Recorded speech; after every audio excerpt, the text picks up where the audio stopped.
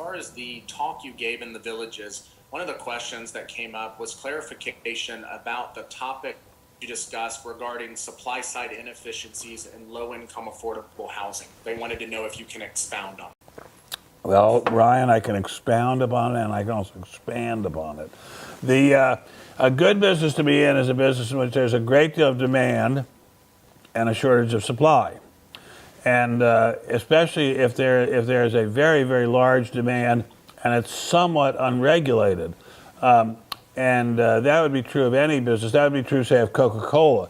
There's an almost unlimited demand for Coca-Cola, and you can't really substitute anything else for Coca-Cola. If people love Coca-Cola, they have to have Coca-Cola.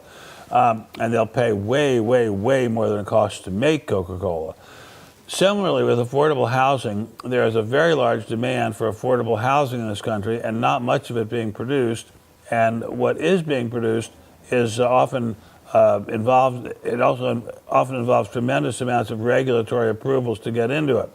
But non-regulated or unregulated affordable housing is very much in demand, and it is extremely hard to come by on the owner's side. So if you can get a hold of that, and you can run it in an efficient way, you have, I wouldn't say a license to steal, but you have a very good business.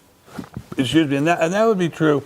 That would be true if you were the individual, running the park, the mobile home park, say, or any kind of affordable apartment or housing. But if you can arrange it such that you have some young, energetic people like Ryan and Jamie working and doing all the dirty work, then you have a much better situation, because then you can collect the rents, the above market rents, but you don't have to worry about people calling you at 3 a.m.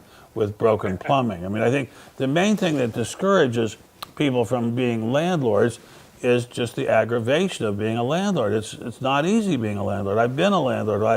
At one point I bought a house when I was working for Mr. Nixon, and then when he left office and Mr. Ford eventually dismissed me, well, didn't dismiss me, transferred me to another part of the government, I rented out my house, and it was a nightmare. It was just an absolute nightmare. And then another time, when I'd become more affluent, my wife and I bought a house in Aspen, Colorado, and we rented it out during the ski season. It was an absolute nightmare.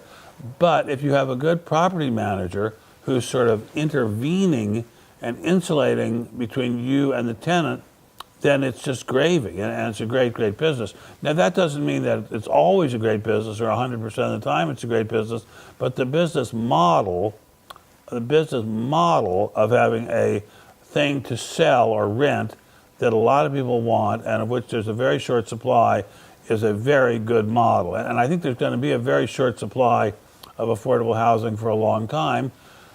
For one reason, people in cities and towns and even in unincorporated areas of counties don't want mobile home parks, don't want low-income housing in their neighborhoods, because they don't want to have people whom they quite incorrectly often characterize as undesirable neighbors. So whatever is out there now is likely to be what's out there for a long time to come without much addition to the housing stock in that particular area. So when you can get one of those and get it at a price which yields a decent return, even allowing for the cost of maintaining it, you've got a good investment.